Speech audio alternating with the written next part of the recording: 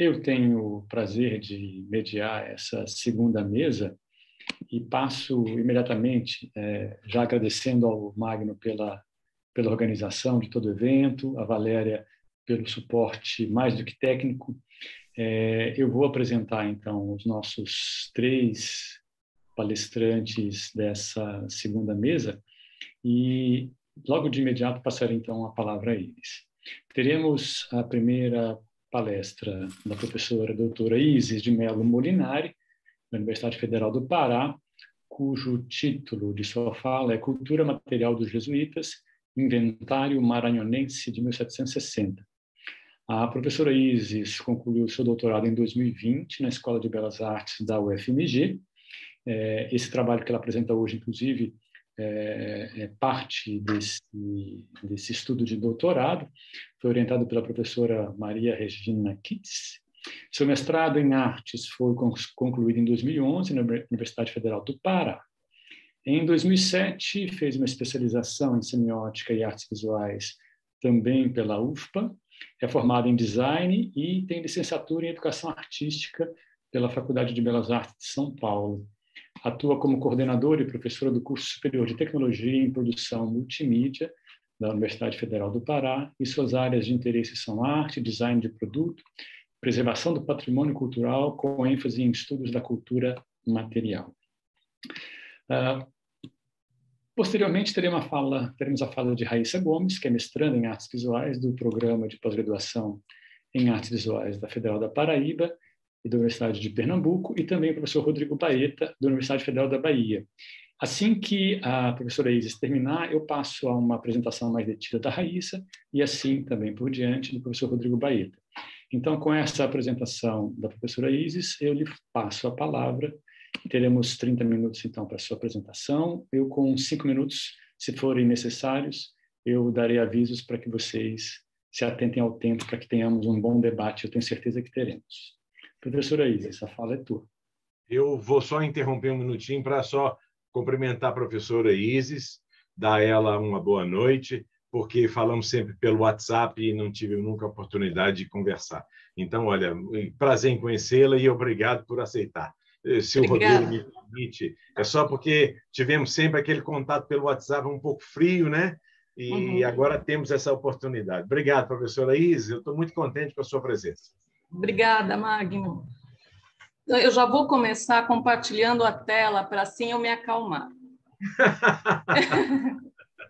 Deixa eu colocar aqui. Vocês estão vendo? Sim. Ok. Então, eu quero, antes de mais nada, também aproveitar e agradecer o convite do professor Magno Mello, que entrou em contato comigo, acho que no início do ano, ou no final do ano passado. A nossa conversa foi muito boa, né? Mesmo que tenha sido por WhatsApp, e uma hora ou outra foi também por telefone, né? Celular. Enfim, então, eu agradeço muito. Eu acho que a minha participação já está já é muito satisfatória, porque ao indicar o Domingos, né, o Domingos e o Silvio Rodrigues da UFPA, eu acho que a minha apresentação agora ela se torna mais tranquila, porque eu já tenho essas indicações muito importantes para cooperar com o grupo, né? Não assisti do Domingos, porque por uma razão de... É melhor eu começar com a minha, depois eu vejo do Domingos, porque eu conheço o preciosismo do Domingos. Bom, eu vou passar aqui o slide.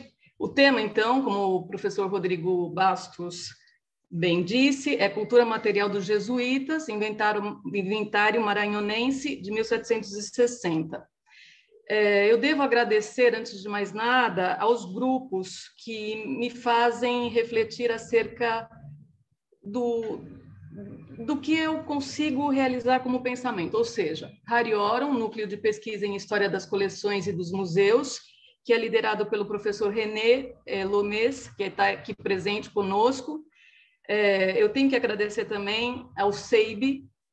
Hoje eu estou a segunda tesoureira, e também agradeço à professora Beatriz Coelho e Maria Regina Emery Kitts, que é a minha orientadora, foi a minha orientadora e ainda é, né, porque nunca deixa de ser.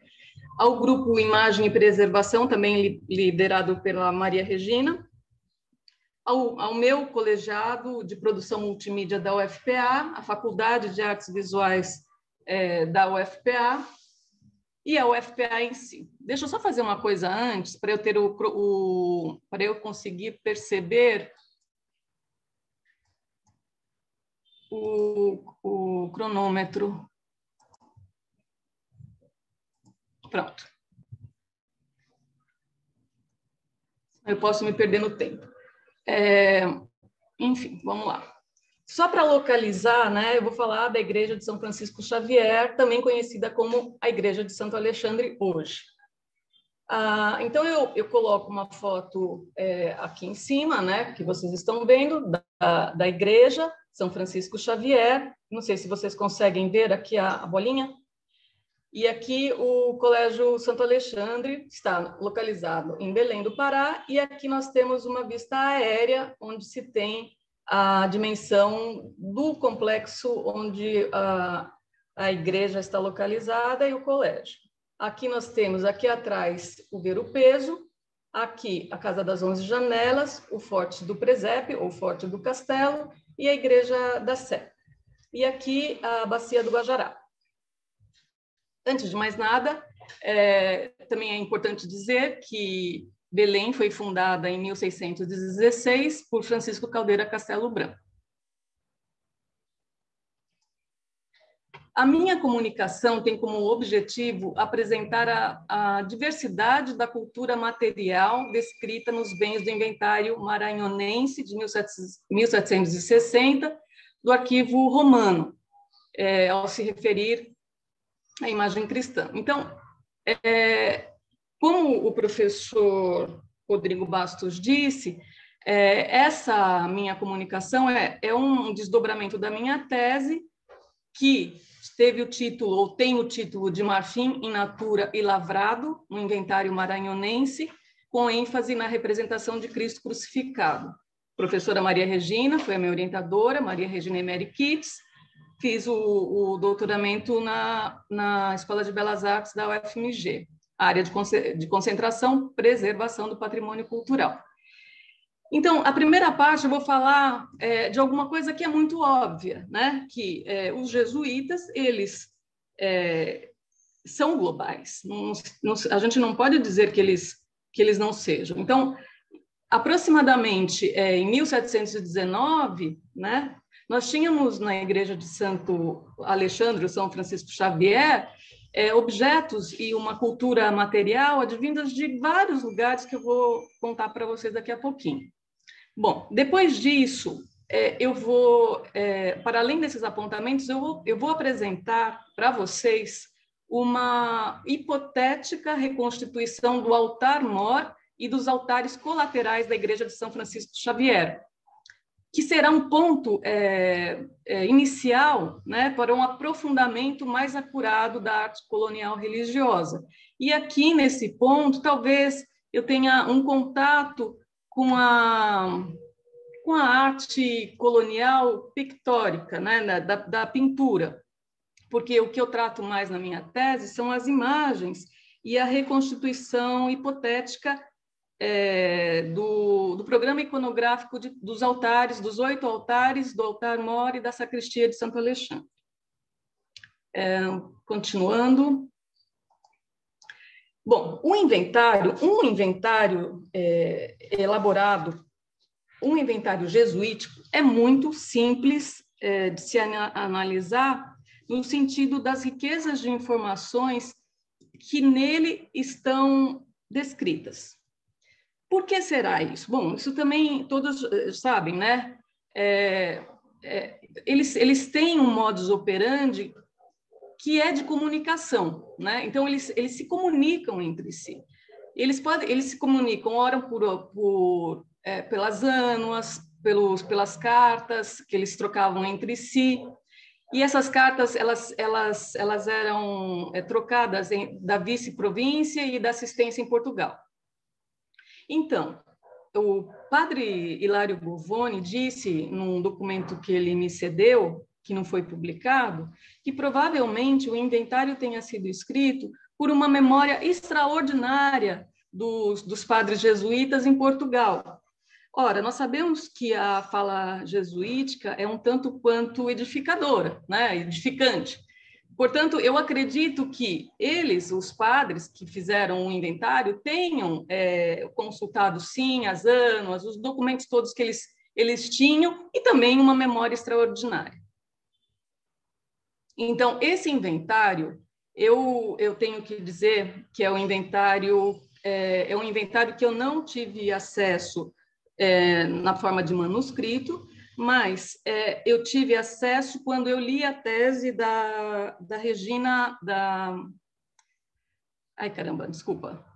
Renata Maria de Almeida Martins. A tese que ela escreveu do Tintas da Terra, Tintas do Reino, em 2009. Lá, eu buscava, na verdade, eu quero só dizer que no começo do objeto da minha tese, da busca do objeto da minha tese, eu buscava marfins, objetos em marfim. E aí eu encontrei a tese da professora Renata Maria de Almeida Martins, fiquei encantada, e lá tinha nos anexos, e claro, conversando com a tese também, o inventário maranhonense transcrito, que foi transcrito pela primeira vez pelo professor Dr. Luiz Fernando Rodrigues, um jesuíta, na sua tese que defendeu em Roma, e hoje esse professor está na Unicinos, em São Leopoldo. Também conversei com ele que eu queria ver a transcrição dele, mas na época que eu mandei o e-mail para ele, ele disse que a tese não tinha sido digitalizada, portanto, eu me baseei para estudar o inventário, a transcrição feita pela Renata de Almeida Martins e o documento original do padre Hilário Govoni, que também fez uma transcrição. Então, eu tive duas fontes que não são primárias, mas são transcrições, né? E assim foi. Bom, deixa eu ver quanto tempo, tá. Aqui, eu estou demonstrando para vocês uns extratos que eu preparei para vocês perceberem as procedências, né? Porque é isso que eu quero falar aqui na primeira parte da minha apresentação. As procedências da cultura material que tinha lá no inventário maranhonense. Então, o inventário, só também para vocês entenderem, ele é um inventário de bens, né, dos jesuítas, tanto no Maranhão quanto no Grão-Pará. Primeiro, a ordem do inventário, ele primeiro arrola os bens do Grão-Pará e depois ele arrola os bens do Maranhão. Aqui, então, é uma amostra, né, do que eu quero dizer e que fala o seguinte: na igreja do Colégio do Pará tem 6 jarrinhas da Índia. Tem 3 camisotes finos vindos da França, por encomenda. E aí ele descreve ricamente esses camisotes. Um vestido, túnica e capa de damasco, cor de pérola, de ouro guarnecido com galhões largos de ouro fino, outra coronilha e palma da mesma sorte, assim seus brincos e cruz de brilhantes, e o mesmo tem a imagem que esta no altar, como tão bem outro vestido de damasco roxo, de ouro, guarnecido de galhões do mesmo para a quaresma. Aí, no Colégio do Pará, 25 até 30 dúzias de peças de louça da Índia e Veneza. Aí, ainda continua, rouparia e guardanapos finos, vindos de Guimarães.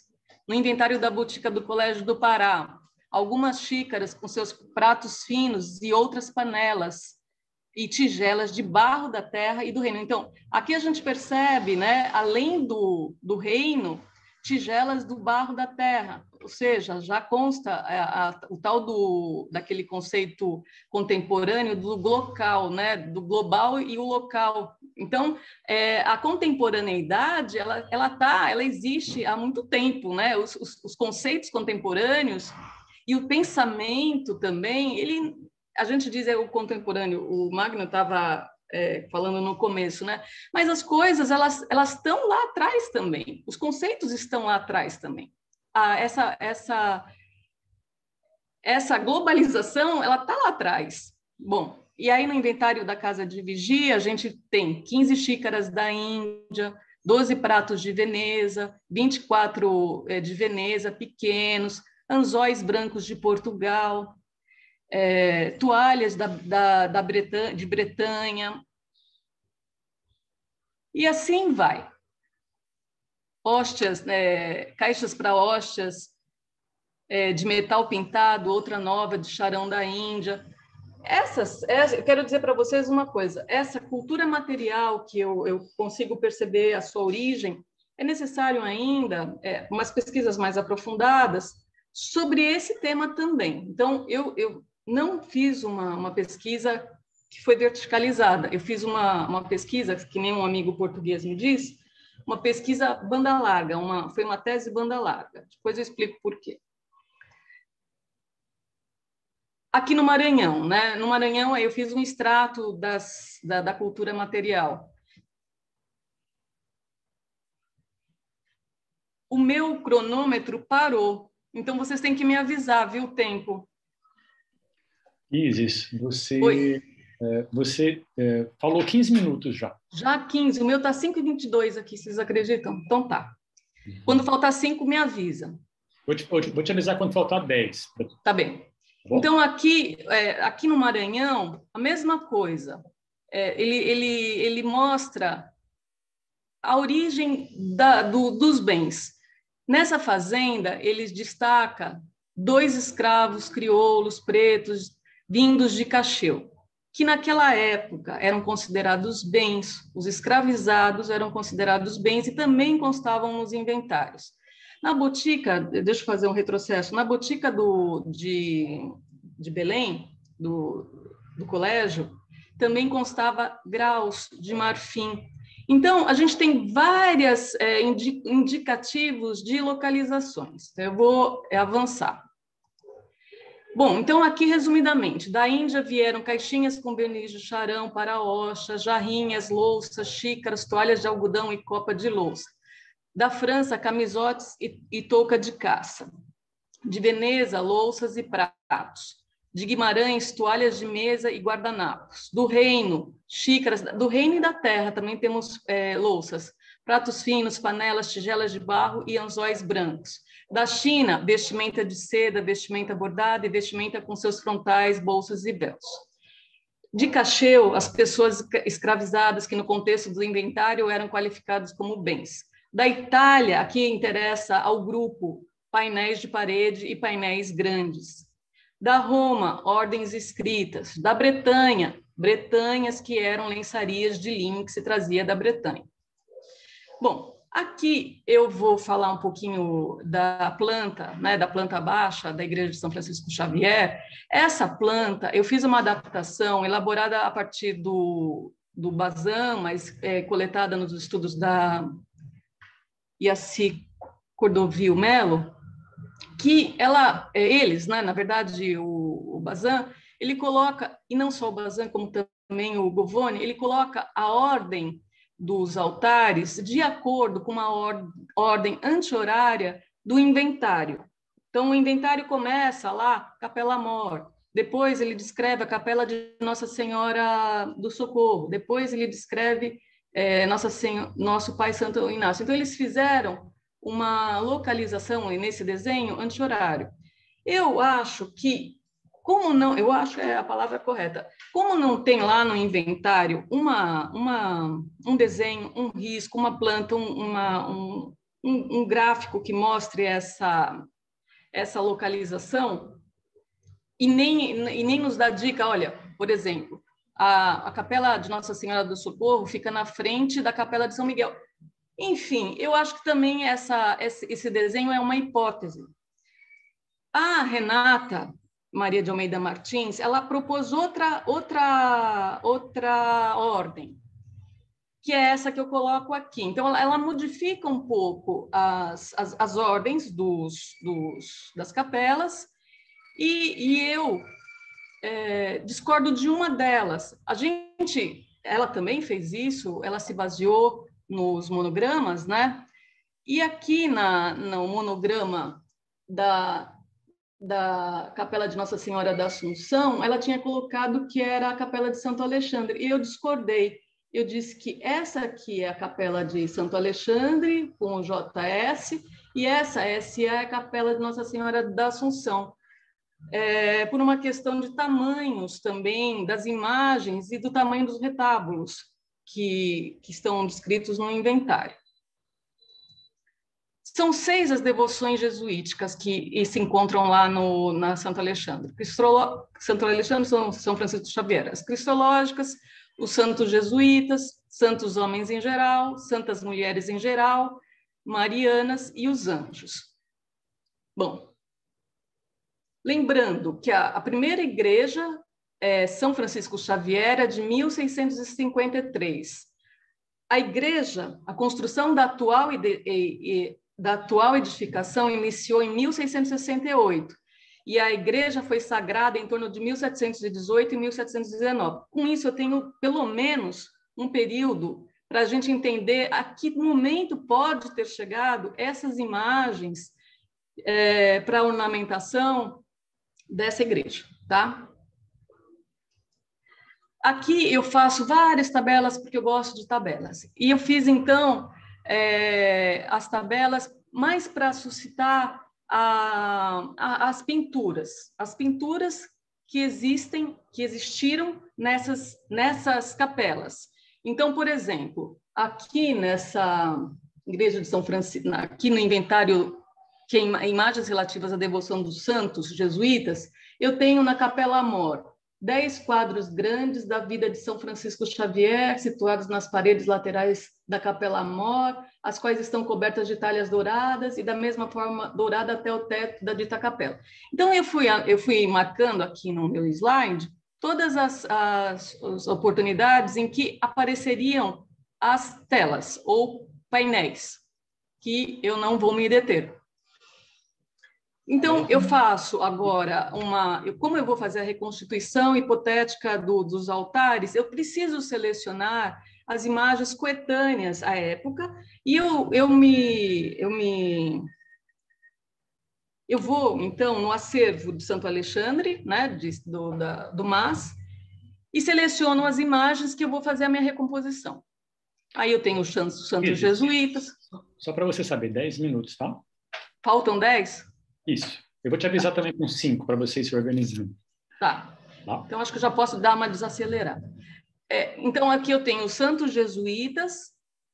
Alguns deles são realmente de Santo Alexandre do acervo. Outros, esse, por exemplo, é de Vigia, que é um lugar próximo a Belém. E outros, quando eu não encontro, eu vou para uma bibliografia segura, que me dê a iconografia e uma data e uma característica colonial, obviamente. Aí, santas mulheres em geral, e assim vai, né? Eu fiz todos esses estudos para eu poder chegar onde eu queria chegar. E aí eu faço a reconstituição do altar mor, por exemplo. O altar mor, eu fui lá em 2018, mais ou menos, ou 2017, não me lembro bem a data, depois eu posso olhar, e eu faço, então, a reconstituição hipotética, lendo o inventário e acrescentando todos os itens, os itens faltantes, né? Então, eu estou tentando resgatar aquilo que a gente não tem. Então, aí eu observo as coisas. Eu só vou dar um exemplo de leitura, tá? Por exemplo, aqui é a Capela de Santo Cristo. Então, eu fiz o douramento, tem um painel. Deixa eu ver se esse é pequenininho. A Capela de São Bartolomeu, aqui é a foto tirada agora, aqui é a reconstituição. Então, eu coloco o santo, eu ponho a lâmpada, eu ponho o crucificado, eu douro. Aqui, por exemplo, na Santa Quitéria, com seu retábulo dourado, com a imagem da Santa Quitéria com 1,10 metros, ou 1,10 m, de altura, estofada, com resplendor e palma de prata. Quando essa Santa Quitéria, ela está no acervo, mas ela não tinha a palma, então eu coloquei a palma. Então, eu fiz uma transcrição daquilo que faltava nas imagens, utilizando as imagens do acervo de Santo Alexandre, do MAS. E aqui, por exemplo, os painéis, esses painéis aqui, eles não existem, né? E aí, isso aqui seria uma pesquisa futura para a gente tentar descobrir onde é que eles estão. E assim vai. A Capela de Nossa Senhora do Socorro, a Capela de São Miguel, eu reconstituo todos, Capela de Santo Alexandre, Capela de Nossa Senhora da Assunção, Capela de Santo Inácio. E aqui é a sacristia, que hoje ela está sem sem nenhuma imagem, mas de acordo com o inventário, eu reconstituo ele de acordo com o que está escrito lá. Não são as obras, óbvio, mas tem o tema, pelo menos, do que eles descreveram lá no inventário. E aí, eu acho que eu terminei rápido demais agora, mas eu quero dizer o seguinte, que é muito difícil na minha tese, eu fiz não foi uma biografia de um objeto, mas sim foi uma cartografia dos objetos que existiam em São Francisco Xavier.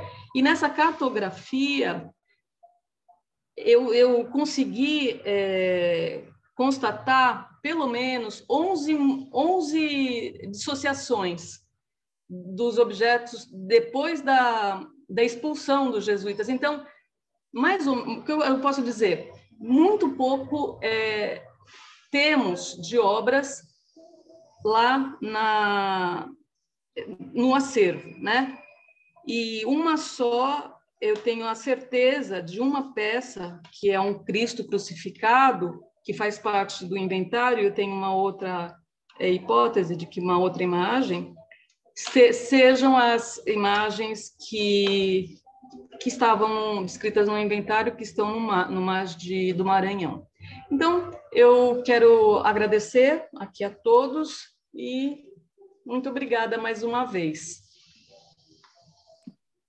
Obrigada, Isis. Eu não queria te apressar, você se sentiu talvez apressada. Desculpe se foi esse o efeito, não era mais para você se organizar, que você inclusive tinha falado, eu tenho 2 partes da apresentação. Aí, como faltava ali 10 minutos e você não tinha anunciado uma segunda parte, eu falei, deixa eu organizar para que ela... Mas aí fica para as perguntas, se for o caso. Isso. Mas assim, faltavam 3 minutos para encerrar. Então, foi muito competente. Obrigado pela clara apresentação. Depois a gente vai debater. Passo, então, para a apresentação da nossa segunda palestrante, a Raíssa Gomes, que é mestranda em Artes Visuais pelo Programa de Pós-Graduação em Artes Visuais da Federal da Paraíba e de Pernambuco. O tema da sua fala é a herança do Brasil colônia na produção artística e arquitetônica da cidade de João Pessoa, Paraíba, um olhar voltado para o convento de Santo Antônio da Ordem Franciscana.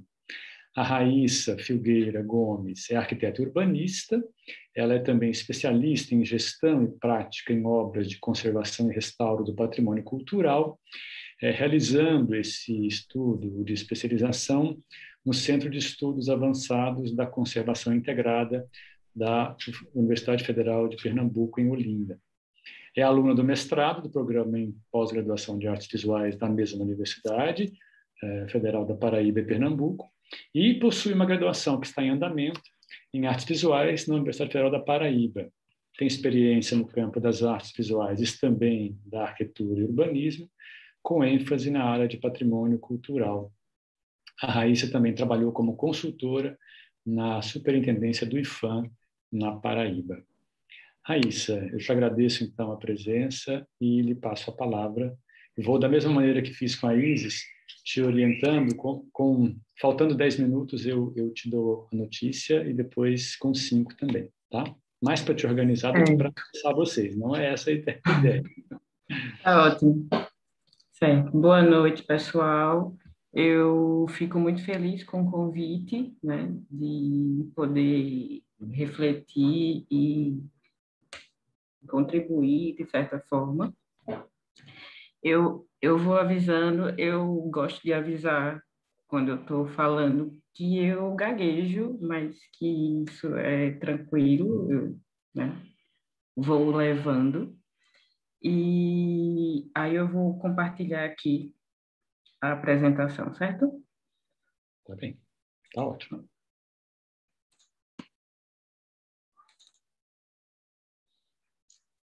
Está dando para ver? Sim, já vemos. Certo. Eu vou falar um pouquinho sobre o convento de Santo Antônio, mas, na verdade, meu olhar sobre esse espaço de certa forma, é crítico, né? E mais na frente eu vou explicar.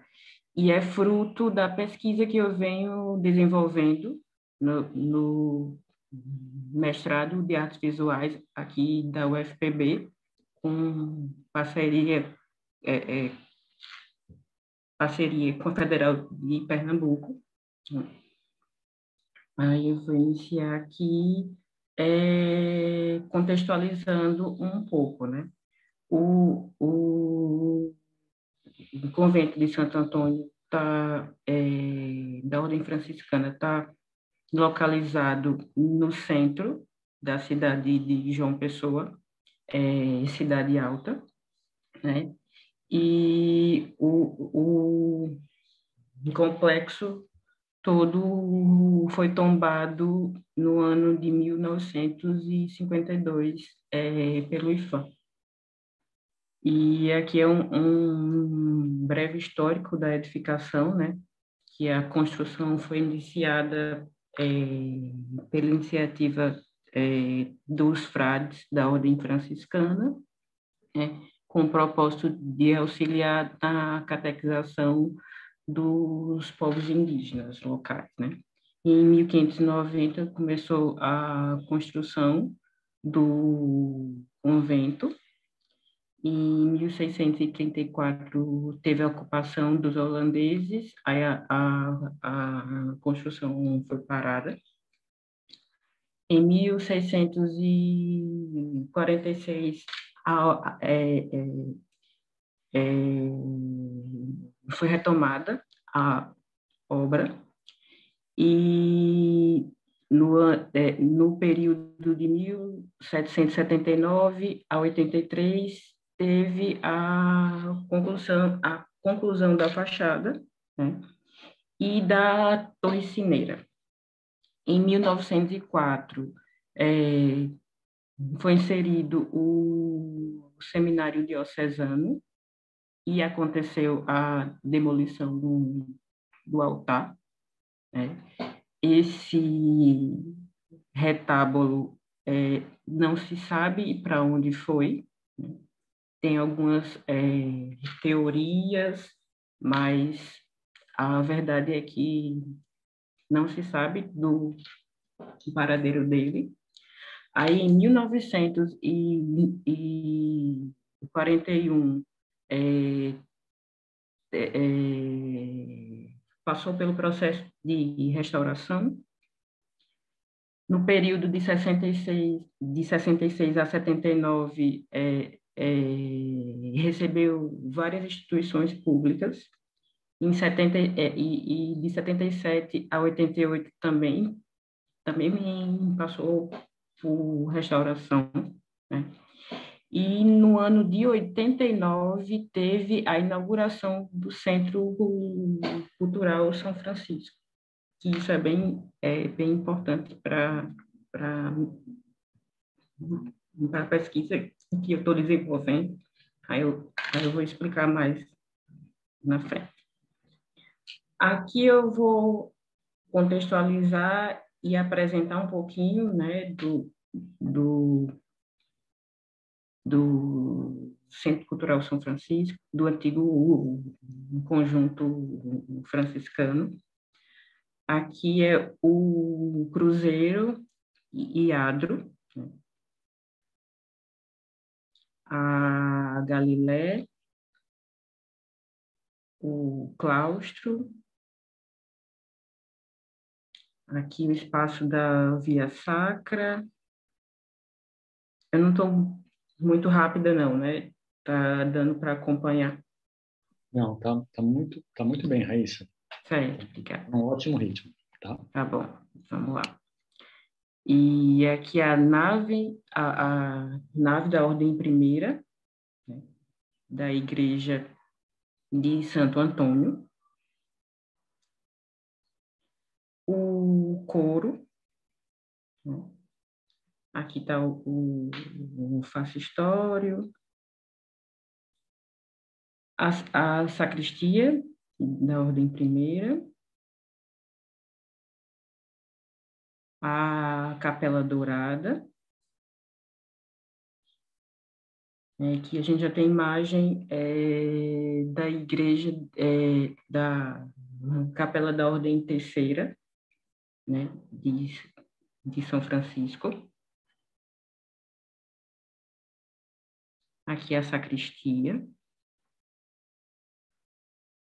Aqui um pouquinho da Torre Cineira. A fonte de São Francisco. E é isso. Aí eu vou falar um pouco do Centro Cultural São Francisco, que foi implantado na década de 80 e fundado exatamente no período em que surgem discussões sobre a nova museologia no Brasil. E abrange as exposições temporárias de arte sacra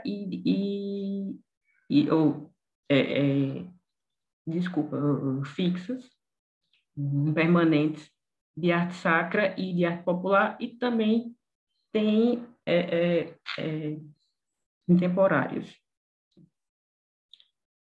Aqui um pouquinho do acervo de arte sacra e aqui o acervo de arte popular. Essas imagens são de 2019, mas a exposição mudou de local.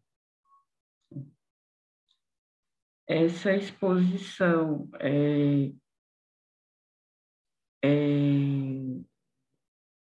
foi iniciativa da antropóloga, museóloga Lélia Coelho Frota,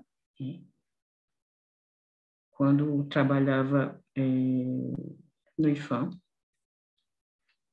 E eu investigo a contribuição dessa exposição frente à perspectiva de museologia decolonial. Aqui são fotos da exposição como está hoje, né? Ela está perto das antigas celas, e é uma exposição muito rica que envolve várias narrativas, porém tem uma problemática, né? Parte desse acervo não está na exposição, não está exposto, porque um dos gestores achou incompatível que dentro desse espaço tivesse peças de referência à religião de matriz africana, né? E essas peças estão localizadas hoje na reserva técnica, né? Há uma promessa de voltar para o espaço, mas ainda não aconteceu.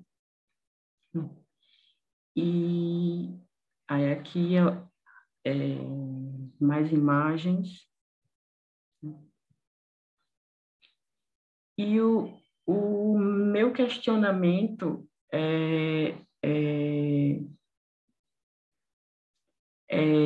sobre esses apagamentos né,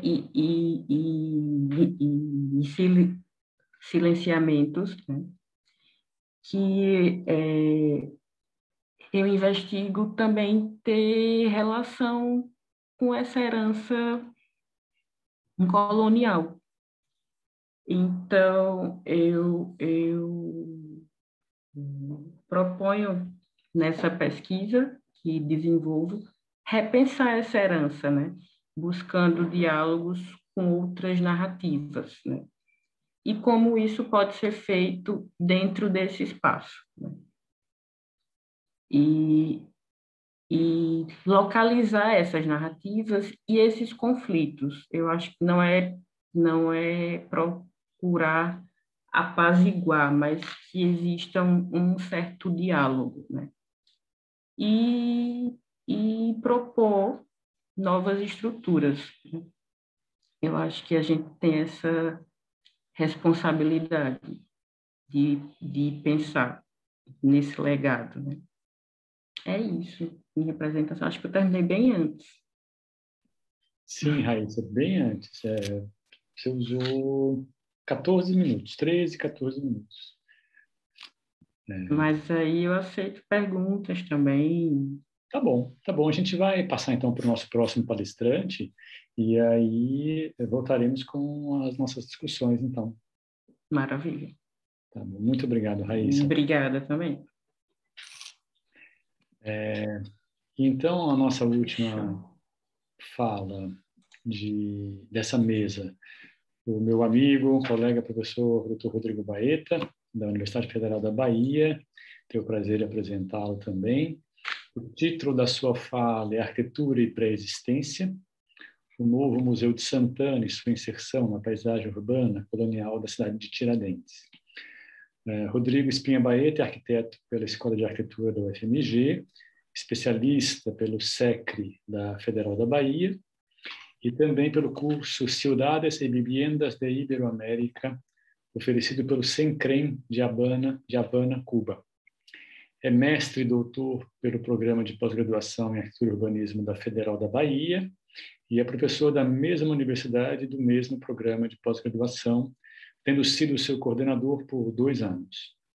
Compôs a diretoria executiva da ANPARC, a Associação Nacional de Pesquisa e Pós-Graduação em Arquitetura e Urbanismo. Faz parte da diretoria executiva do ICOMOS, o Conselho Internacional de Monumentos e Sítios, como coordenador da região Nordeste. Tem 3 livros publicados sobre o Barroco, 2 deles premiados, e eu cito. O primeiro é O Barroco, a Arquitetura e a Cidade nos séculos XVII e XVIII, Prêmio ANPARC, ou ENAMPARC 2012, né, Baeta, do encontro da associação. Prêmio ANPARC mesmo, é separado. Prêmio ANPARC. É separado? Tá. E o outro, A Cidade Barroca na Europa e na América Ibérica, Prêmio ANPARC 2018. Baeta, é um prazer te apresentar e ouvi-lo. Você tem toda a palavra. Bom, antes de tudo, eu queria agradecer imensamente ao Magno e ao Grupo Perspectiva Pictorium pelo convite, pela oportunidade de estar aqui reunido com tantos amigos, né, de longa data e companheiros de temas, de temáticas ligadas à arte, história da arte, especialmente período colonial, período barroco, que mais me encanta, mais me interessa. Eu vou fazer um preâmbulo da apresentação e depois eu compartilho, porque eu vou precisar de um roteirinho que só está no computador e se eu abrir a apresentação eu não vou ver esse roteiro, certo? Na verdade, eu vou apresentar, na verdade, uma intervenção arquitetônica contemporânea em uma cidade importante, em cima de um edifício do século XIX, um edifício que remonta ao século XVIII, mas que ele é reconstruído no século XIX, na cidade de Tiradentes, antiga São José del Rei. Mas, apesar de ser uma discussão, a princípio, sobre requalificação, restauro, intervenção contemporânea em um núcleo histórico, em um edifício pré-existente, é uma desculpa para falar um pouco também da constituição, do desenvolvimento urbano das cidades luso-brasileiras no século XVIII, especialmente aquelas cidades mineradoras, aqueles núcleos urbanos, né? Na realidade, nenhuma é cidade, com exceção de Mariana, que não se enquadra exatamente no que eu vou falar, que são constituídas, que são fundadas e se desenvolvem no século XVIII. Então, porque, na verdade, eu acho que tem uma coisa muito interessante que Magno falou, que eu queria enfatizar, e a importância de que a gente conheça a história da arte, né? A história da arte, da arquitetura e da cidade, para preservá-la, para saber como preservá-la, como restaurá-la, como requalificá-la, como a gente pode salvaguardá-la e, sob um certo aspecto, também promover a sua apreciação no futuro. O que tem acontecido hoje, e é muito curioso, eu fui 4 anos coordenador do mestrado profissional em Conservação e Restauração de Monumentos e Núcleos Históricos, o MPSECRE, e sou professor do MPSECRE. É muito curioso que hoje há um divórcio inexplicável entre as pessoas mais jovens que se interessam por patrimônio, se interessam em arquitetura e urbanismo, pelo menos pela restauração, e o conhecimento da história da arte, da história da arquitetura, da história da cidade, o que é completamente improdutivo. Eu estou querendo dizer que as pessoas que estão indo para esse campo não entendem nada de história da arquitetura e história da cidade. Mas não entendendo nada de história da arquitetura e história da cidade, é impossível restaurar. Não é viável a restauração, se você não compreende plenamente, em todos os aspectos, esse acervo, né, que seja colonial, barroco, neoclássico, imperial, moderno, Art Nouveau, Art Deco, seja lá o que for. Se não compreender exatamente como é que se configura, quais são as motivações, se não tiver uma segura análise morfológica, tipológica, espacial, paisagística, urbana, de inserção urbana e do espaço urbano, da paisagem urbana em relação ao que se quer preservar, não é possível que se consiga de maneira pertinente essa preservação. Então, sob um certo aspecto, essa apresentação que eu quero passar para vocês, de uma intervenção vinculada a um escritório de arquitetura que não trabalha exatamente com conservação e restauro, não é o foco, tem algumas intervenções que eles fizeram, e, na minha opinião, a maioria bem-sucedida, acho que ilustra um pouco o que eu quero dizer, como que uma sensibilidade, eu não posso nem dizer que é um conhecimento, porque eu não conheço o processo desenvolvimento do projeto do escritório do Gustavo Pena, como é que foi desenvolvido esse projeto especificamente do Museu de Santana, em cima da antiga cadeia de Tiradentes. Mas que uma sensibilidade imensa que provavelmente o Gustavo tem em relação à compreensão dos valores da paisagem urbana da cidade de Tiradentes, das cidades mineiras coloniais no geral, provocaram, a meu ver, uma intervenção que poderia ser desastrosa e que teve grande sucesso, teve grande fortuna, pelo menos na minha leitura. Né? Ou seja, essa sensibilidade é necessária, como esse conhecimento é necessário. Senão você pega um espaço urbano como Tiradentes, tão delicado, e a intervenção que você coloca, que você implanta na cidade, pode criar uma verdadeira fratura nesse espaço. Porque, na verdade, o que acontece? A intervenção na cadeia, que eu não consigo chamar de restauração, também não acho que seja necessário, ela parte de 2 níveis importantes. Um nível é um nível arquitetônico em si, que é a requalificação de espaço, um espaço que foi cadeia, depois teve diversos usos, e que, se eu não me engano, quando teve a intervenção, era Museu de Arte Sacra, ou tinha sido Museu de Arte Sacra. Esse espaço é totalmente requalificado, que é uma intervenção que eu acho interessantíssima, mas que, a meu ver, muda um pouco o caráter, o aspecto do edifício por dentro. Ele cria um grande espetáculo no espaço interno, que eu não entenderia exatamente como uma restauração, mas também não condenaria. Acho que me agrada a intervenção. Mas a outro nível da intervenção, que é muito mais importante, é a questão da inserção do edifício no espaço urbano, porque a intervenção de criação do Museu de Santana em cima do edifício da antiga cadeia de Tiradentes, eu imagino que mais do que dobra a área construída do edifício. Imagina, nessa cidade tão delicada da antiga Vila de São José del Rei, você criar, em plena Rua Direita, ou nas proximidades da Rua Direita, a Rua Direita com a Rua da Cadeia, criar um objeto arquitetônico novo. É sempre algo difícil, complicado. Né? Que você tem o caminho do estilo patrimônio, que eu acho completamente condenável, ou seja, fazer uma arquitetura meio neutrinha, que finge que é antiga, pero no mucho, pero no troppo, quer dizer, finge que é antiga, mas não é, o que não tem muito caráter, não tem muita identidade e pode enganar o passante, o transeunte, ou então uma arquitetura contemporânea que pode estar bem inserida ou pode ser um Frankenstein, como diria meu amigo André Dante, pode ser um Frankenstein que cria uma verdadeira fratura nesse espaço urbano. Então, para mim, existem esses dois níveis da intervenção, a requalificação espacial do edifício, o reuso do edifício, que para mim é uma intervenção muito bem sucedida, mas que eu não consideraria uma restauração, porque altera a percepção que se tem da espacialidade do edifício. Eu não vejo isso como algo condenável nesse caso, não acho que também o espaço interno era uma coisa excepcional antes. E tem intervenção, que vocês vão ver, que afeta o espaço urbano de ampliação da área construtiva do edifício, da área coberta do edifício, que já é uma questão vinculada a um restauro urbano, que eu diria, um restauro de paisagem urbana, pelo menos uma inserção na paisagem urbana que tem que respeitar essa paisagem, que eu acho que ela é, na verdade, muito bem sucedida, certo? Então, para que a gente entenda essa intervenção, que a gente compreenda os valores dela e digamos, a fortuna dela, é importante que a gente passe um pouco entenda um pouco essa formação urbana, especialmente uma apreciação da paisagem urbana de Tiradentes. Sem nenhuma pretensão, nunca estudei sobre isso, confesso que usei muito e com muito gosto livros que Luiz Cruz, que eu acho que ele está assistindo a gente, ele me doou de maneira extremamente simpática, extremamente bacana, que ele me deu livros maravilhosos, ele tem vários livros sobre Tiradentes, eu usei um pouquinho para poder fazer essa leitura, mas é principalmente a minha leitura informal dessa cidade, desse espaço urbano colonial, que está, inclusive, em risco, né? Que não é mais exatamente o que era no século XIX, século XVIII, século XIX e o século XX, que está crescendo em detrimento de uma leitura interessantíssima que está se perdendo, mas que ainda guarda grande parte do quase todo o seu valor, digamos assim.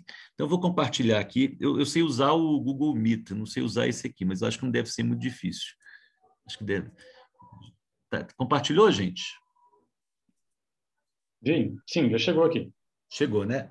Não, então tá. Não, então estou lá na frente, mais para trás. Então, arquitetura e pré-existência, Novo Museu de Santana e sua inserção na paisagem urbana colonial da cidade de Tiradentes. Antiga cadeia de Tiradentes, atual Museu de Santana, projeto de intervenção Gustavo Pena, Arquitetos Associados. Eu acho que eu me enganei aqui Não me enganei não, tá. Então, o que acontece? Vamos tentar entender um pouquinho Tiradentes primeiro. Eu acho que essa imagem bem interessante, essa imagem aérea da cidade, que a gente vê com destaque a matriz de Santo Antônio, que já foi comentado, já foi falado aqui pelo D'Angelo, né? Tem essa fachada interessantíssima, né? Que projeta, talvez dos últimos trabalhos do Aleijadinho, né? O projeto dessa fachada, uma matriz que remonta ao século XVIII. É interessante como essa matriz, isso eu acho uma particularidade de Tiradentes, como ela domina o cenário urbano da cidade. É diferente de Ouro Preto, por exemplo, que as matrizes elas são imponentes, mas elas estão no vale. E as igrejas que mais marcam a paisagem, a meu ver, pelo menos, são aquelas da segunda metade do século XVIII, já feita com segundo o gosto do Aleijadinho, especialmente Carmo, São Francisco, mas também algumas mais antigas ou mais novas, como Santa Teresa, como Santa Efigênia, ou como São Francisco de Paula, ou mesmo o Rosário, que está mais próximo do Vale, mas também tem uma inserção urbana fantástica, né? Remonta, no caso, aquela arquitetura em si, a segunda metade do século XVIII também, mas a matriz de Tiradentes, certamente desde o início, nesse outeiro, nesse morro, já marca a paisagem urbana, como a gente pode ver. A cadeia, o edifício que nós vamos tratar, está aqui, ó. Não sei se vocês estão vendo aqui as bolinhas aqui. Ele está justamente aqui, que está a rua direita, e aqui a gente está a Rua da Câmara, certo? Bom, aqui um detalhe da matriz Santo Antônio de Tiradentes, dominando a paisagem com esse adro fantástico, né, que ela tem, esse adro extremamente espetacular, né, extremamente teatral que ela tem. E aí o que acontece? Para a gente entender um pouco essa paisagem urbana, eu queria falar um pouco da forma como o Silvio de Vasconcelos ele faz a leitura da formação urbana das cidades mineiras, da maioria das cidades mineradoras, né? Nem todas. Mariana, por exemplo, é uma exceção. Não a Vila do Carmo, mas Mariana, né? A Mariana de cidade, né? Quando ela é transformada em cidade. Então, o Silvio ele fala o seguinte: a configuração urbana mineira é longilínea, de meia encosta ou de cumeada, segmento de linha que é a estrada, voltada para dentro. A portuguesa é nucleada, concêntrica, centrífuga, tendendo para ampliação periférica de densidade decrescente. O crescimento da primeira se faz por paralelismo à rua-tronco, ou por prolongamento de suas extremidades. Da segunda, por radiação e círculos concêntricos, ou em semicírculos, quando o mar ou outro obstáculo estabelece diametrais limites. Eu acho muito interessante essa leitura do Cid Vasconcelos, da conformação urbana das cidades mineradoras, de Ouro Preto, Sabará, São João del Rei, e colocaria Tiradentes nesse rol também, né, na antiga Vila de São José do Rei, nesse rol também, como uma cidade longilínea, como uma cidade que tende a uma linha, ao contrário do que seriam as cidades portuguesas e as cidades do litoral, que seriam cidades concêntricas, cidades que teriam um crescimento centrífugo do centro para a periferia, mas em anéis concêntricos, digamos assim. Então ele coloca, nas urbanizações lusitanas e brasileiras junto ao mar, as construções se apertam umas às outras, em consequência da exiguidade das áreas que lhes são reservadas no interior, das fortificações ou de delimitações favoráveis à defesa. Nas mineiras, também as construções se amontoam, se interpenetram, multiplicam-se para o alto e para os fundos, escoram-se mutuamente, mas por outras razões. Só uma rua disponível que importa aproveitar ao máximo. Fazem-se mínimas as testadas, comprimindo as frentes rueiras das moradias. É a tal rua-tronco, né, a estrada-tronco que vai dar origem à cidade a partir do adensamento, né, essa rua que une os arraiais de extração aurífera e com a conurbação desses arraiais acaba formando a vila, acaba formando a freguesia, depois a vila, depois, já no século XIX, a cidade, né, e tal. E, finalmente, ele coloca sobre Ouro Preto, né? Vila Rica é uma rua contínua. Começa no Passa 10, sobe para as Cabeças, desce para o Rosário e Matriz de Nossa Senhora do Pilar, para levar-se de novo até o Morro de Santa Quitéria, onde está a praça urbana principal. De novo mergulha para Antônio Dias e sobe para o Alto da Cruz. Escorrega finalmente para o antigo arraial do Padre Faria, inflete para a cidade de Mariana. São 3 morros e 2 vales que os separam. Então, a gente vê a diferença de uma cidade como Braga, né, e tal, com essa configuração concêntrica, né, compacta, né, ou mesmo Salvador, né, a gente pode ver aqui na planta Restituição da Bahia do século XVII, a gente vê outra planta de Salvador, outra imagem de Salvador do século XVII, a gente está vendo aí um centro histórico compacto, né, o Largo do Pelourinho, que é aberto no século XVIII, e um trecho, né, da Estrada Tronco, no caso aí a Ladeira de Santa Ifigênia, com essa ocupação que em grande parte é do século XIX e do século XX, mas estava lá a igreja, estava lá em cima e o caminho já existia, que essa conformação longilínea típica das cidades, dos núcleos urbanos mineradores, a começar pelo mais imponente, mais importante deles. Esses esquemas que eu estou mostrando das cidades longilíneas, eles estão no livro da Suzy, Barroco Mineiro, que eu acho bem interessante, que ela mostra Sabará, São João del Rei. Essa imagem, me lembro, o D'Angelo mostrou um esquema também do desenvolvimento urbano de São João del Rei, que é justamente na rua direita, essa configuração longilínea que depois ganha o transepto, que ele chama, né, da Matriz até, Mercedes Matriz até a igreja de São Francisco do outro lado do Rio, né? Mas é interessante que essa configuração, aqui a gente está vendo Ouro Preto, longilínea, ela vai trazer vários benefícios, a meu ver, na capacidade que a cidade tem de interagir com a sua paisagem natural e com seus monumentos religiosos, por exemplo, né? Uma cidade compacta, como Salvador, por exemplo, como o Centro Histórico de Salvador a gente vê hoje, como foi até o século XVIII, século XIX, por mais que ela esteja assentada numa topografia muito acidentada, você não tem a presença da paisagem natural claramente exposta, e os monumentos religiosos eles estão em locais estratégicos, mas geralmente eles estão embutidos num terreno, né, encostado com outras edificações, com raras exceções. Em Minas Gerais, com essa formação, digamos, mais natural, a partir da conurbação dos arraiais, e aí sim vão surgir ruas novas paralelas, geralmente a meia encosta, com alguns becos em travessas e tal, mais em alta pendência, algumas ruas especiais, como a Rua Direita de Ouro Preto. Os organismos religiosos, eles surgem e são implantados totalmente isolados. E aí, eles se favorecem na sua visibilidade e podem, inclusive, ganhar contornos e volumes extremamente elaborados, porque eles são vistos de trás, de frente. Vamos pensar, por exemplo, no Rosário dos Pretos, em Ouro Preto, né? E tal. E a gente está vendo aqui a planta de Ouro Preto, final do século XIX, e claramente em amarelo, né, a Estrada Tronco, que dá origem à cidade, que une vários arraiais e 2 freguesias. E aqui em vermelho, o Caminho Novo, né, a Rua São José, Rua Direita, Rua do Ouvidor, que vai cortar lá o Morro de Santa Quitéria, vai cortar lá, que é hoje a Praça Tiradentes, que é onde está lá o poder, né, a Palácio dos Governadores, e a Casa de Câmara e Cadeia. Mas voltando a Tiradentes, Tiradentes tem uma configuração longilínea também, né? Acho que são duas ruas principais, a Rua Direita e a Rua da Câmara que leva, né, do chafariz de São José até a Igreja Matriz, que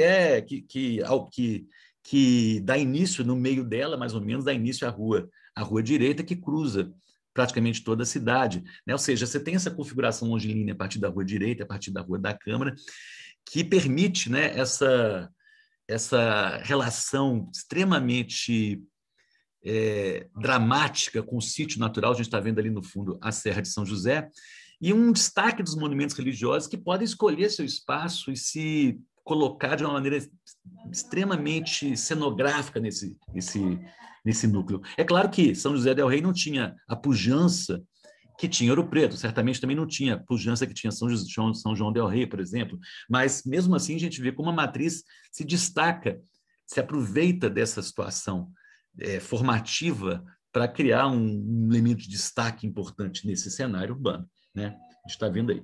Então, a gente está vendo o chafariz de São José lá, seria no início da Rua da Câmara, né? E tal. Hoje acho que chama Rua do Chafariz, esse trecho, se eu não me engano. E é interessante isso que eu queria destacar a partir de agora, como que a arquitetura civil, né, que a gente tem hoje, né, em Tiradentes, muita coisa remonta ao século XIX, ao século XX, alguma coisa provavelmente já é estilo patrimônio, mas muita coisa é do século XVIII, século XIX, de fato, mas que tende a uma singeleza maior. Geralmente são casas térreas, são casas mais simples do que aquelas que a gente vê na Rua São José, na Rua Direita de Ouro Preto, por exemplo, e tal. Isso é muito importante pelo que eu vou apresentar daí a pouco. E é comum também, talvez por conta de uma ocupação mais rarefeita, menos densa do que São João del Rei, do que Diamantina, do que o antigo Arraial do Tijuco, do que Vila Rica, do que Mariana, tem muitos muros, né, que fecham terrenos, muros de adobe, muros de pedra, muros de diversos materiais, que fecham, muros caiados, que fecham terrenos de casas, de sobrados ou de casas térreas e tal, que também caracterizam essa paisagem menos densa, talvez mais bucólica, mais rarefeita da cidade de Tiradentes. Isso é muito importante, que eu vou falar daí a pouco. A gente está vendo aqui a subida da Rua da Câmara, com a Igreja Matriz de Santo Antônio lá no fundo, essa perspectiva tortuosa, né, completamente ao acaso, né, um certo acaso, mas que também tem um certo encanto pela surpresa, pelos aspectos surpreendentes que ela vai gerando, né, com a expectativa de se ver a igreja por completo, imponente no seu adro lá em cima, né? E mesmo nessa rua tão importante, a Rua da Câmara, a maioria das casas são casas simples, casas térreas, e a gente vê a presença desses muros, nesse caso um muro caiado, fechando, dando um certo decoro, né, para não ficar obviamente para limitar o espaço privado, né, mas ao mesmo tempo também para criar aquela parede de edificações que definiam de fato o alinhamento da via, né? Então a gente tem muito isso em Tiradentes, que em Ouro Preto é mais raro. Na região central quase não existe, praticamente, ou mesmo em Diamantina. A gente está vendo aí a Igreja Matriz, os muros sempre presentes, né? Esses muros de fechamento de terrenos sempre presentes, mesmo numa área tão central da cidade, né? Essa imagem também da Rua da Câmara, a Serra de São José, essa relação que a cidade mineradora tem com a paisagem natural, que é um elemento dramático, eu diria que é um elemento barroco. A serra é tão barroca, quase tão barroca quanto a igreja, porque faz parte dessa dramatização do espaço e se tira proveito disso. A Câmara, né, muito próximo já da Igreja Matriz, e a Igreja Matriz que se apresenta, chegando perto, praticamente por inteiro, um pouco interrompida por questão perspectiva pelo adro, e lá em cima você a vê plenamente. E mesmo o espaço interno, porque é público, porque as pessoas entram, porque é surpreendente, menos surpreendente depois de 1810, menos surpreendente descobrir o espaço interno, porque a fachada em si tem uma certa monumentalidade, uma certa graça, aliás, muita graça, que antes provavelmente não tinha, era mais simples. Mas, de qualquer jeito, é impressionante, é uma grande surpresa, é um grande teatro, muito dramático, você descobrir esses interiores, e faz parte, sob um certo aspecto, dessa trama urbana que a cidade tem. A gente está vendo aqui do adro, a Rua da Câmara, a Serra de São José, o Cruzeiro, o famoso relógio solar. Essa é a Rua do Padre Toledo, que é uma rua paralela à Rua Direita, né?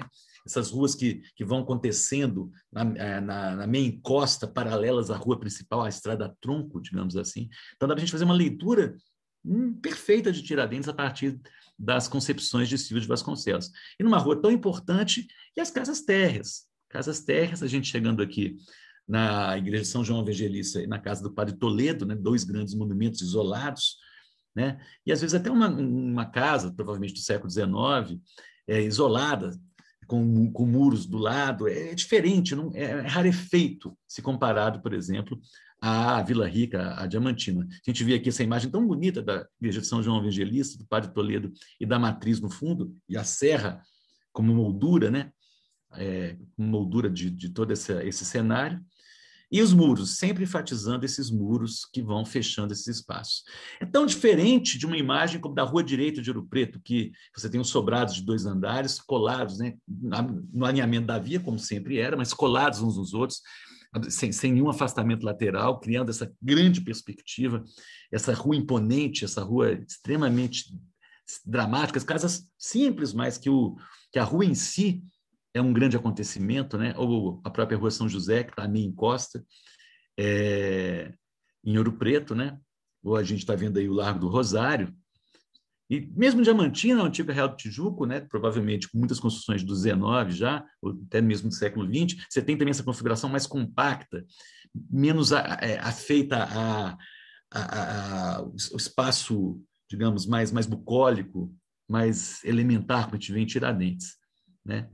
Mas Tiradentes, voltando, é assim, você tem as construções muito simples e você tem esses muros fechando, esse espaço mais imerso, talvez numa paisagem natural, numa paisagem até nos quintais e tal, como a gente pode ver aí, né? E os bequinhos, por que, fazendo todo esse preâmbulo, na rua direita, justamente na rua direita, é onde vai aparecer justamente a cadeia que vai receber a intervenção. Está aqui à esquerda a cadeia, certo?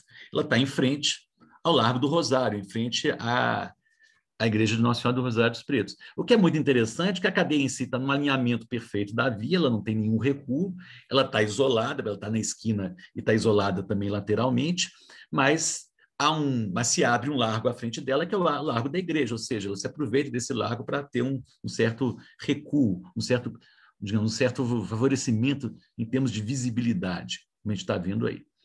E aí o que acontece?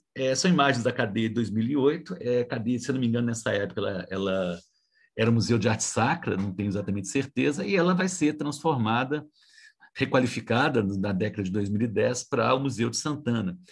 E a questão, talvez, principal, na minha opinião, que o escritório de arquitetura do Gustavo Pena teve que enfrentar era aumentar a área de ocupação do edifício. Às vezes, o edifício tinha que ter um foyer de acesso com café, com uma venda de livro, com banheiros, com bilheteria e tal, que antecedesse, sob um certo aspecto, a entrada do museu. E isso dobraria, ou mais do que dobraria, a área construída do edifício. Como fazer isso numa cidade tão delicada? Primeira coisa, tem que entender essa paisagem urbana, tem que entender como é que esses edifícios estão inseridos, tem que entender essa relação com o natural, com os pomares, com os quintais, tem que entender essa relação com esse caráter rarefeito que ela tem, essa cidade linear, relação com o organismo religioso. Qualquer falha, um edifício novo que se fosse colocado aí, poderia botar tudo a perder, poderia criar uma grande fratura nessa continuidade do espaço urbano, né? Uma primeira coisa que eu acho que é feito, na minha opinião, a gente está vendo aqui a cadeia, né, como ela estava na década de 2000, nos anos 2000. A gente vê ela aqui hoje, a inserção dela, né? Ela que está à rua direita. Essa densidade maior da cidade é um crescimento que ela está tendo, né? Está se adensando, que não é muito favorável à percepção desse caráter linear da cidade mineradora. Aqui é uma imagem, eu não consegui identificar de quando, consegui achar na internet essa imagem do fundo da cadeia com esse anexo, né, que foi tirado depois de muito tempo foi tirado. Eu não sei, talvez o Luiz Cruz saiba, de quando essa fotografia, de quando esse anexo, quando ele foi tirado, provavelmente uma intervenção do IPHAN, mas eu quero destacar o muro. Atrás da cadeia, um lote vago, nesse bequinho, né, que é a rua da cadeia, e um muro que fechava esse espaço, não sei se sempre fechou, sempre teve esse muro. Em determinado momento, esse anexo foi retirado, a gente vê nessa imagem aqui, que é mais recente, não sei exatamente quando foi retirado o anexo, foi retirado o muro, provavelmente deveria existir esse muro desde sempre, eu não sei, eu realmente não posso afirmar. É estranho esse espaço aberto, esse espaço completamente liberado, né? Um espaço privativo, né? Liberado ao público, esquisito, mas isso aí foi tirado numa intervenção, não sei exatamente quando. Né? E a gente está vendo aqui nessa imagem de 2008, o muro reaparece. Aqui, o muro aqui do lado, na Rua da Cadeia, que é a rua direita, reaparece, certo? E curiosamente, no Google, até hoje no Google Street View, a imagem que se tem é do edifício antes da intervenção do Museu de Santana, com o muro branco aqui do lado, como tem aqui tudo fechado por muros também, que é bem característica da cidade de Tiradentes. Bom, aí já é o edifício a partir da intervenção do Gustavo Pena, Arquitetos Associados.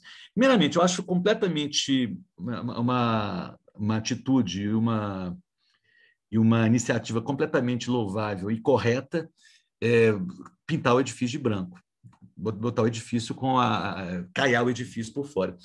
Isso é uma discussão que existe hoje, né? Eu acho que existe uma tendência. Juliana, Luísa, Juliana, minha filha entrou aqui, me desculpe. Ju, pega ela aqui, Juliana, estou falando agora. Problemas, está tirando. Bom, então o que acontece? Acho que existe, na minha opinião, um processo nas cidades mineradoras, nas cidades históricas mineiras, de pelorização dos edifícios, né? Aquela coisa de pintar as fachadas de cores, não, às vezes nem tão berrantes assim, mas eu entendo que, independente de se foi branco ou não foi branco, eu acredito que no século XVIII era tudo branco, mas no XIX não era branco e tal. Eu entendo que as paredes brancas, em contraste com os cunhais, geralmente de madeira, coloridos, multicoloridos e tal, são muito mais pertinentes e criam uma noção de conjunto muito mais digamos, muito mais favorável. Então, se foi o IPHAN que inventou isso, que bom que o IPHAN inventou. Eu não acho que tenha sido, mas se foi, acho que ele inventou corretamente. Então, na minha opinião, pintar o edifício de branco de novo, né, voltar à caiação alvo do edifício, eu acho uma atitude absolutamente correta. Eu acho que incorpora ele de novo ao cenário urbano que é tão característico das cidades mineiras, né, e tal. Então, a gente está vendo aqui essa percepção do edifício por fora e tal. Agora, a grande questão, a questão maior era como ampliar a área do edifício. Praticamente dobrar a área do edifício sem criar um edifício do lado, uma nova construção, fingindo que é colonial. Como é que seria feito isso? Criar um objeto contemporâneo de vidro, seja lá o que for, mostrando que é contemporâneo, criando uma fratura, um Frankenstein. Bom, a gente vai, então, na antiga cadeia, projeto de intervenção Gustavo Pena, Arquitetos Associados. Eu acho que a solução foi a solução fantástica, na minha opinião, assim, que não corrompe em nada a configuração urbana da cidade, pelo contrário, até favorece, sob um certo aspecto. O que foi feito? Né? Então, a gente está vendo nessa imagem, onde a gente tinha aqui o muro, a gente pode ver nessa imagem, o que foi feito aqui? Aqui esse muro, supostamente, ele continua existindo, né? Na verdade. Aqui vai se criar um terraço e toda a intervenção, toda a entrada, o foyer, o novo foyer, biblioteca, livraria, banheiros, bilheteria e tal, vai acontecer embaixo desse terraço. Ou seja, não há qualquer interferência mínima, não há mínima interferência, na minha opinião, no espaço urbano, na configuração do espaço urbano. Então, a gente está vendo aqui, uma imagem da Rua da Cadeia hoje, e aqui o volume, né, criado pelo Gustavo Pena, Arquitetos Associados. Esse volume ele contém o acesso, o novo acesso ao edifício, e aqui embaixo se desenvolve justamente todos esses serviços, né, toda essa entrada extremamente agradável, né, que controla o acesso ao Museu de Santana, que sim vai funcionar na antiga cadeia, nos quatro espaços da antiga cadeia, nos 4 cômodos da antiga cadeia. Né? Então, ou seja, eu acho que é uma releitura, na minha opinião, uma releitura de uma grande sensibilidade, de uma característica comum à cidade de Tiradentes, que é esse caráter mais rarefeito e essa presença desses muros de controle, né, de separação dos quintais das casas, né, que estão alinhados para a via. Então, na verdade, você está mantendo o muro aí, criando um elemento até mais agradável, né, de uma grande descrição e jogando toda a parte nova por baixo disso, como se ela não existisse. Ou seja, não afeta em nada. Eu diria que é uma forma de restaurar, nem restauração da paisagem urbana, porque é de mantenimento dos valores paisagísticos integralmente da paisagem urbana, apesar de criar um objeto arquitetônico com espaço significativo no centro, né, da cidade de Tiradentes. Então, e além de tudo, a cidade ganha o Gustavo Pena chama de Largo de Santana, ganha esse espaço, esse terraço, esse largo extremamente agradável, que mesmo sendo um largo, não tem a configuração de um espaço vazio, porque tem aquele muro, né, de separação. É interessante o uso da topografia para que você consiga acessar de maneira natural o terraço, mas ao mesmo tempo entrar por baixo dele e ingressar no complexo do Museu de Santana, né? A gente está vendo aí. É curioso, o que acontece? Antes, se vocês lembrarem, esse embasamento do edifício ele era maior. A gente pode ver aqui. Ele era maior. Mas, na verdade, eu acredito que durante muito pouco tempo ele foi visto. O Luiz poderia confirmar. Provavelmente, na maioria do tempo, você tinha aqui um muro de fechamento desse espaço, ou seja, você mal via esse embasamento. E esse embasamento, a meu ver também, ele não favorece o edifício esteticamente, em termos de conformação plástica, em termos de composição, né? O que vai acontecer é que o terraço ele vai partir mais ou menos daqui, ele parte do meio do embasamento, mais ou menos, o que viabiliza essa descrição desse espaço. Mas eu não acho que há uma perda, porque antes da intervenção, isso eu posso dizer, você tinha lá o muro, de qualquer jeito, você não via esse embasamento de qualquer jeito, né? Então, você tem o embasamento agora, ele está visto pela metade, repare, né? O que era o muro, esse muro branco, né? Vira esse muro branco, essa releitura do muro branco, esse acesso ao terraço, né? É um espaço extremamente agradável. E é interessante que o terraço ele não encosta no embasamento, ele tem uma separação sutil. Você tem ali uma lâmina de vidro que, inclusive, permite uma iluminação da parte interna, quando você vai entrar no Museu de Santana em si. Extremamente sutil isso em termos de intervenção, acho bacana demais, na minha opinião. É aqui o acesso, então a gente está vendo aqui a planta do nível do museu, né? Se não me engano, posso estar enganado também, Luiz pode confirmar, aqui devia ter a descida para o porão e aí vai ser o espaço, esse cômodo vai ser perdido para o espaço que vai dar acesso do foyer, pelo elevador ou pela escada, até o museu, que vai funcionar nesses três cômodos que estão aqui. Aqui é o nível do terraço, que é o nível do piso do museu. E aqui é o nível do foyer, apesar de que mudou, não está exatamente assim, não, tem alguma coisa aí que mudou.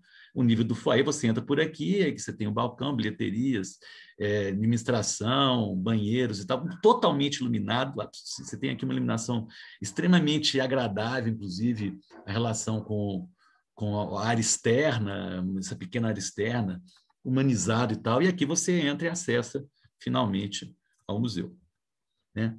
Então a gente está vendo aqui o acesso, essa área externa, né, que permite essa iluminação e ventilação do espaço do foyer.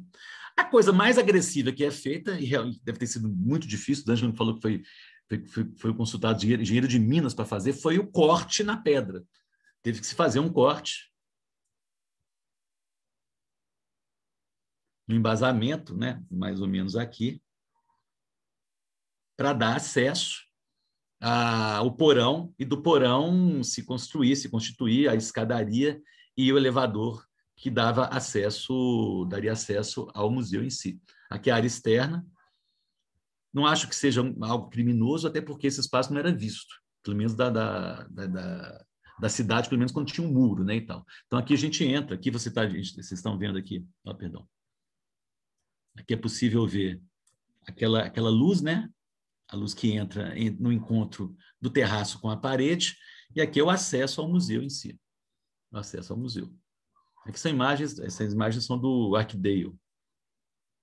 Né? Aqui já são imagens minhas, subindo, né, para o museu. E o museu Não havia nenhum tratamento, isso são imagens anteriores à intervenção, era uma coisa muito simples, mas o espaço também não tinha, digamos, grandes expressões, né? Não tinha nem bens integrados, até onde eu sei e tal. Tudo isso foi preservado, tá? As janelas são preservadas, as grades, as portas e tal, e ganhou uma roupagem museográfica, eu acho bem interessante, né? É curioso, uma coisa que eu acho que é uma perda é você perder o sentido de acesso, você não entra mais pelo acesso principal, entra por trás. Mas ao mesmo tempo foi feita uma estratégia para que a porta ficasse aberta.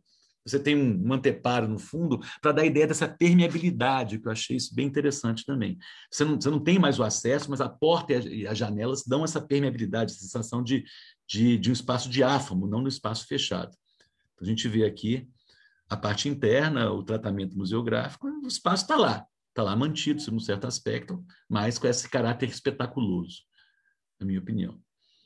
Mas não é exatamente o foco do que eu quero falar aqui, que eu estou terminando. O foco é esse, é uma intervenção que requalifica o edifício, cria um museu para um novo museu para a cidade, que até onde eu percebi, pelo menos quando eu fui lá, um grande fluxo de visitantes, mas sem danificar em nada o espaço urbano, a partir de uma compreensão desse desenvolvimento urbano, dessas características da cidade longilínea mineradora, das características específicas de Tiradentes, dessa cidade mais rarefeita.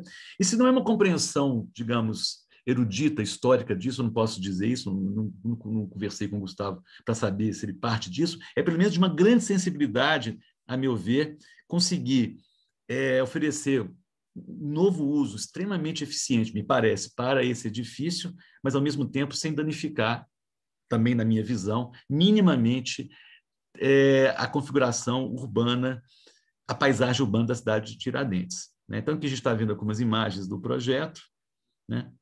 E tal.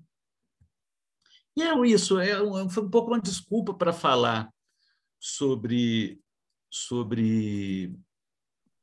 Não salvar? Cadê vocês? Vocês estão aqui. Foi um pouco... como é que Descompartilhou, né?